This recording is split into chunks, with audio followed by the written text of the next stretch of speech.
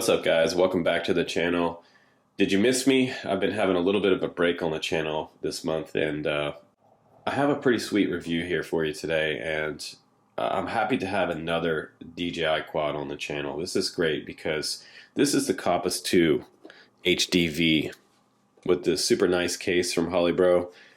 And it's great because I've been working with Holybro for pretty much ever since they first came out into the FPV market, and I'm excited because the Kopis2 was one of my favorite flying quads. I think it said better than sex originally on my first review of the Kopis or the Kopis2. Here we are with the HDV system, and this one able to run 4 and 6S. It is different than the iFlight DC5, and we can talk about some of those in comparison, some of those features. This frame, it comes at a sort of a different type of angle. This one is a little more geared toward freestyle and racing. It's not as heavy. It is much lighter than the DC5, and they've done some design changes here on their frame. It's strikingly similar, if not the same thing, except a higher deck, just a little bit higher deck on the HDV version versus the original Kopis2. It's a Stretch X low profile design, and it doesn't have a long body like the DC5 has a long body. That adds a little bit extra weight, so they're shaving off some weight here. They also have a power system on here that's running 40 amp ESCs. It has the F7 on board. I've flown this F7 plug and play digital flight controller before on the channel in a previous build for you. Actually, I believe it was on the Rotor Riot HD1 build that I did for you guys. And here I am again flying that same flight controller, and I flew it originally out at a big farm, and it was awesome. Freestyle was insane with it, and it feels like it's flying on rails. It really is a nice flight controller. No tuning is needed out of the box for this quad, which is really great. Should be zero vibes in your HD video. So the F7 is one of the most coveted flight controllers out there right now in the freestyle and the racing market, especially if they come with a good tune out of the box, which this one does. And for the price, I expect this thing to fly on rails. So I knew I wouldn't have any problems with this, that they would have it all worked out. I plugged everything in. You will need to register and activate this module. You're going to have to go into the DJI Assistant app and set everything up there before you go out and fly. Just a tip for you: if you think you're going to go out to the field, plug this in and start flying, I've got news for you. You've got to register it with DJI, and you have to activate it. So it's about a 10-minute process to do that. You'll need to hook up your USB-C cable to the quad in your computer. So once you've done that, you activate it in the goggles as well, and you're good to go. So it does also have a binding procedure. You need to press the button on the side of the air module and bind it up, and that's also with the goggles there. So once you do that, you'll be good to go. It's a two-step process: one, activation, and binding. So kind of annoying, but not really, because after you've done that, you get the awesome experience of digital FPV. And if you haven't done that yet, you have to try it. I guess one of the pros and cons about this quad, it is a Stretch X, so they have the motors further forward. The DC5 has motors closer into the camera. Pushing the motors back a little bit, giving that more dead cat style, is going to get you probably way less props in the view. With this quad, they are stretched forward and back, so it does have that Stretch X design, but that historically gives us a much smoother flying quad with less prop wash, because it puts the rear motors further out of the prop wash from the front motors, and that's what the whole idea of Stretch X design is for. So I'll show you some of that video now, and you guys can see what my tilt looks like at the stock tilt, which is 20 degrees and then 35 degrees. So you'll get to see video of both. 20 degrees has much props in view. 35 degrees has way less, so it's almost like about here that you'll see the props, and they're gray, so you really can't see them. But let's go ahead out now and let's do some flying with it. And I think you're going to be impressed, because it's really, really a fun quad to fly, and super, super nimble. It's a freestyle machine or a racing quad if you want. So Stretch X all the way. If you want digital race quad, bind and fly, start out here and move forward. Nice that we don't have to build it. let's go ahead and do some flying, and then we'll come back and we'll talk a little further about the specs on this quad, and we'll take a little closer look at this frame and the setup. All right, now the fun part, guys. We're going to go ahead and show you 20 degrees tilt right here, and look how nice the onboard DVR looks. This is 1080p at 60 frames per second. That's what most people want with any type of FPV videos that they're going to edit. It makes for a nice slow-mo if you need to do it, and it just looks much better than 30 frames per second. Now I'm coming over here to this old house foundation right here. Most of the houses out here are on stilts, but check out this power loop. I wouldn't traditionally try to do something like this, super sketchy, back through those pylons with a quad that I didn't trust. I had a friend hit those pylons before and pretty much destroyed his quad. It broke the frame, broken motors, everything. It was pretty nasty. But it feels pretty locked in. The F7 flight controller is performing super well, but right here DJI let me down and I crashed because I had a total freeze up behind those trees for some reason. Even though I was pumping 700 milliwatt, totally froze up. And normally I don't fly this expensive of a quad around water either, just in case. But right here is the tree tunnel, and this is also something I wouldn't typically do. Try to pull off. Big power loop right there with speed back through. Totally comfortable with this quad. Very, very predictable lines, which I like. It feels like I've flown this quad before. A lot of times you guys see my reviews on the channel, and I'm pretty much flying a new quad just about every single day on the channel, so I never know what a quad is going to fly like. But really nice solid lines. It feels more like a BMW, kind of locked in to the road.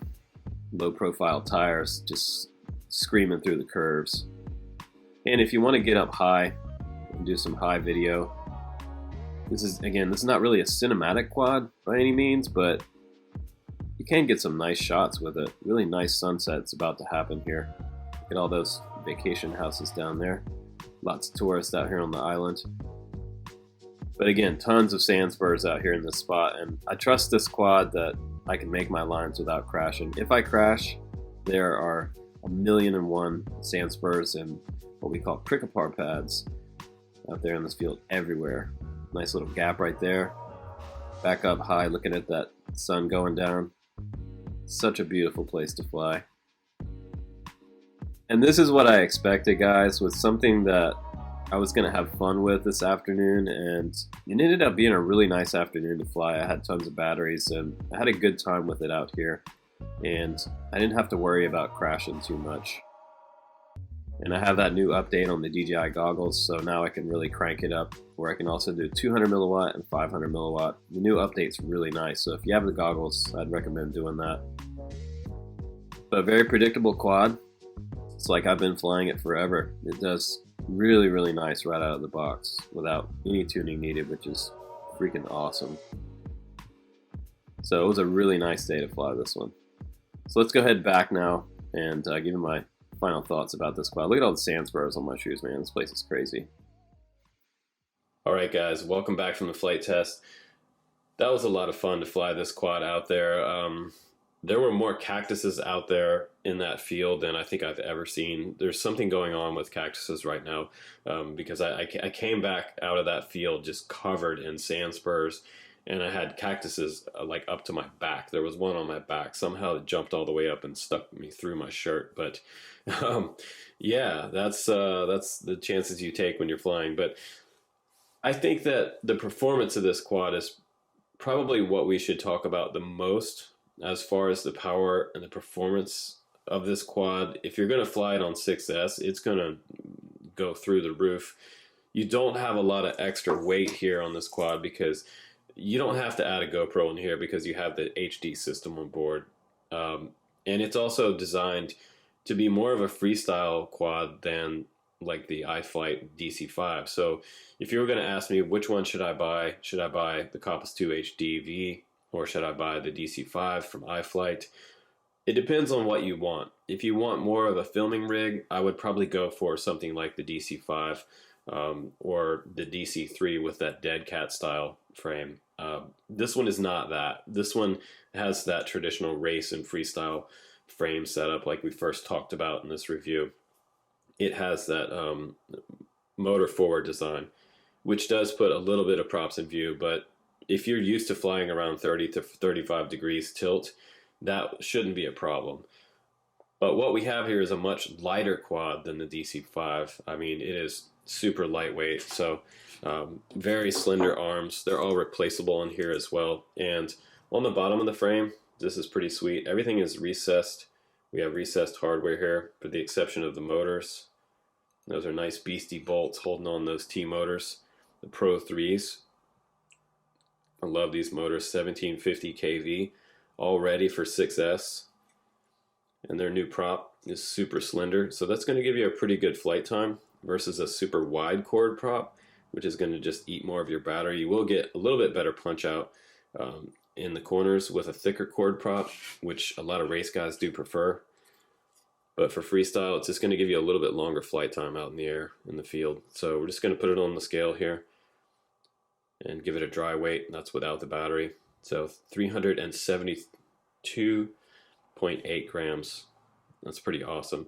It's going to get you around a little over 400 grams with a battery. So this one is way lighter. The DC5 was up in the 500 gram rank, so about 100 grams heavier. So this one really has most of the other bind and flies as far as the weight goes. This one is way lighter than any of the other 5-inch ones out there. So one of the other things that I really like about this quad, aesthetically it looks beautiful, but the top plate is only 4 bolts here. The DC5 had like 8 bolts, I think, to release the top plate, and it had that long body design. It didn't really have any extra room in there. It was a lot like this one. Everything was kind of crammed in there, and there's not a lot of space left. But this one is much shorter, and it is way, way easy to get inside this stack. Mine came without a receiver, so I had to go in and solder up my own receiver. I have an XM Plus tucked in there, and I'll show you where I put mine. You can't even barely see it right there. It's just under the camera. There's just enough space to slide your receiver in underneath the camera here. And I have my receiver wires coming out here, my antennas on the arms. And I'll show you this side right here. You can see it tucked in under there, right there. And my power wire comes up here, ground there. And my signal wire is going to R3. So inside the ports, you're going to select R3, and you'll have a working transmitter inside your radio receiver tab. And once you do that, you'll be good to go. Make sure you have S-Bus if you're using an SM Plus. But this is a pretty sweet flight controller, guys, because it does have GPS options on here. So if you wanted to flash this with iNav or put GPS on here and have some return to home, you can also do that because we do have a barometer, and we have an SCL port and SDA port, which is nice. But I love the low profile look of this quad, super sleek. And instead of using a traditional Velcro battery seat on the bottom, we have this nice thick piece of 3M rubber right here, which rises above the hardware. You don't want those hardware pieces rubbing on your battery. And they also have 20 by 20 right here as well, in case you decided to replace this. But it's a very, very thin bottom plate as well, as far as this way and this way. Thickness wise though, super thick carbon down here. This is 4mm and 4mm on the arms as well. Really nice and thick. 3mm top plate, or about actually 2.5 mil. Really easy to get to everything in here. We've got that SD port right down there for black box, USB port for Betaflight.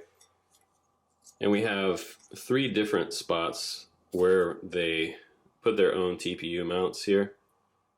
Capacitor in the back, TPU mount there, TPU mounted antennas for your DJI setup. And this wouldn't be where I would traditionally put these antennas. I normally like to have these sticking up maybe off the back, but we have not a whole lot of prop clearance here, and that would be kind of detrimental to those antennas. So they put them down here. And then I have my other antennas here coming off for 2.4 on my T16. And I'm really loving that T16, guys. That's a really nice transmitter. But I think that this is a quad that's for someone who's looking for an HD experience for freestyle or racing.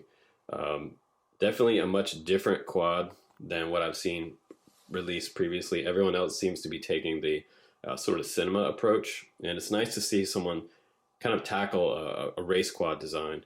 And I think that Holybro was smart to do that, because there's not a lot of quads out there with HD air module in there that's sort of made for racing or freestyle. So I think this one's a pretty high scoring quad. I'm not going to give it a rating again because people get too hung up on ratings. I would say that the quad didn't have a lot of problems, and I think that it flies on rails.